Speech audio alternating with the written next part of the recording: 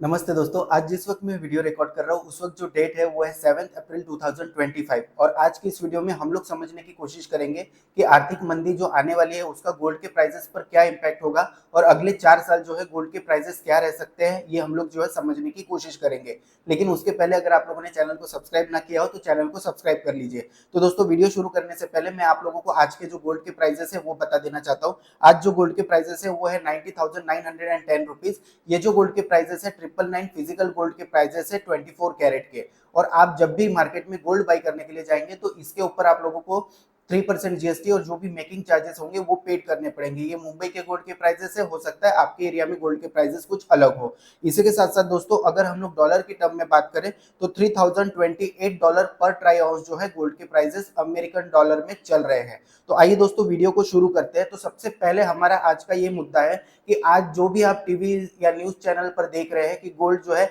इतना सस्ता होगा, 56,000 गोल्ड के प्राइसेस चले जाएंगे, 30% गोल्ड के प्राइसेस डाउन होंगे, ये सारी न्यूज चल रही है। इसमें क्या तथ्य है इसको हम लोग पहले समझने की कोशिश करते हैं।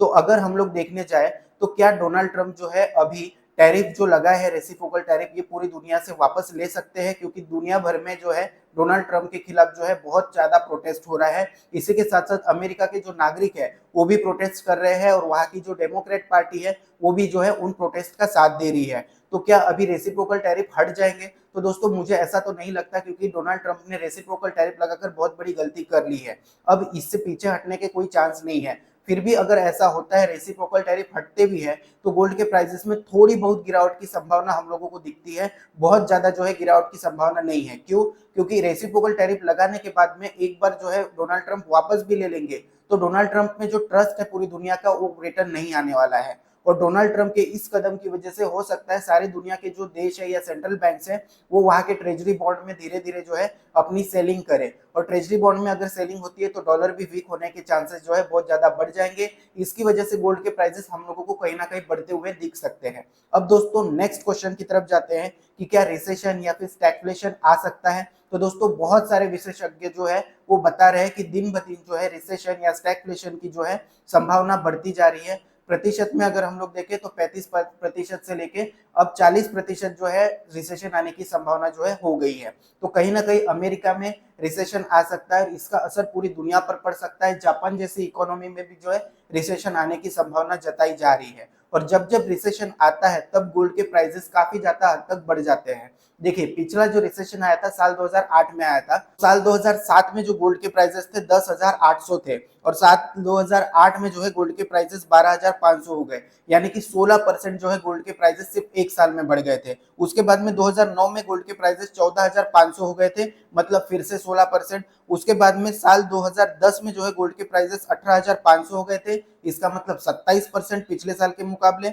इसके बाद में 2011 में गोल्ड के प्राइसेस 26,400 हो गए थे, यानी कि पिछले साल के मुकाबले 42% गोल्ड के प्राइसेस बढ़ गए थे। इसके बाद में साल 2012 में गोल्ड के प्राइसेस 31,050 रुपए पहुंच गए थे, यानी कि पिछले साल के मुकाबले 17% गोल्ड के प्राइसेस बढ़ गए थे। तो अगर हम लोग पिछले 5 सालों की बात करें, जब से जो है रिसेशन शुरू नहीं हुआ था, यानी कि 2007 से लेकर 2012 की अगर बात करें, तो गोल्ड के प्राइसेस में 187% का उछाल 5 सालों में हम लोगों को देखने के लिए मिला था। अगर रिसेशन आता है दोस्तों तो गोल्ड के प्राइसेस हम लोगों को कुछ इसी तरीके से जो है बढ़ते हुए नजर आ सकते हैं।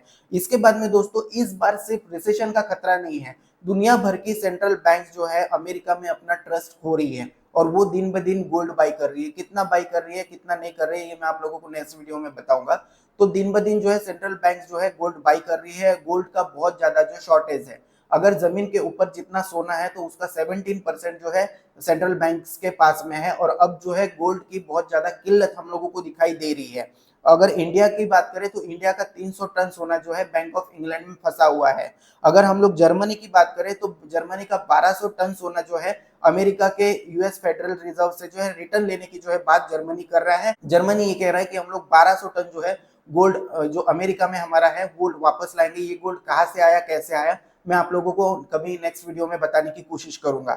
इसके बाद में जो है ऑस्ट्रेलिया और इटली जैसे देशों को भी जर्मनी प्रेरित कर रहा है कि भाई आप लोग भी अपना जो गोल्ड है वो अमेरिका से रिटर्न मंगवा लो। तो कहीं ना कहीं गोल्ड की बहुत ज्यादा जो है किल्लत है और इसकी वजह से गोल्ड के प्राइसेस आर्टिफिशियली बहुत ज्यादा जो है बढ़ सकते हैं। इसके बाद में पूरी दुनिया जो है अमेरिका के ऊपर ट्रस्ट नहीं कर रही है तो ट्रेजरी बॉन्ड की जैसे मैंने बात की, ट्रेजरी बॉन्ड जो है अमेरिका इशू करता है, उसकी यील्ड होती है, हर साल जो है ट्रेजरी बॉन्ड की प्राइसेस बढ़ते हैं। अमेरिका जो है, अमेरिका के ऊपर जो कर्ज है वो आप लोग जो है यूएस ट्रेजरी बॉन्ड जो है यही समझ लीजिए। तो ये मैं कभी आसान शब्दों में आप लोगों को समझाने की कोशिश करूंगा।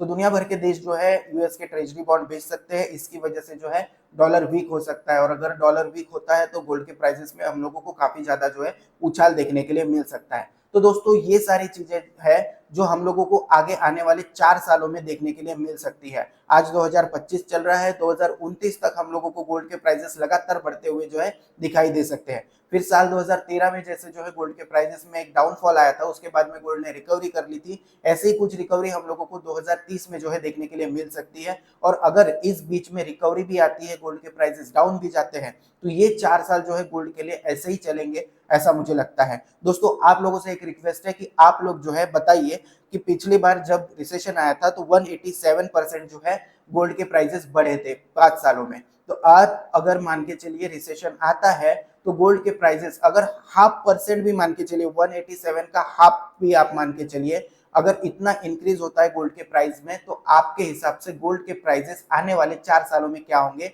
ये आप मुझे कमेंट करके जरूर बताइएगा। उम्मीद करता हूँ ये वीडियो आपको पसंद आया होगा। वीडियो पसंद आया तो इसको लाइक कर दीजिए, दोस्तों के साथ शेयर कर दीजिए, चैनल पर नए हैं तो चैनल को सब्सक्राइब करना ना भूलें।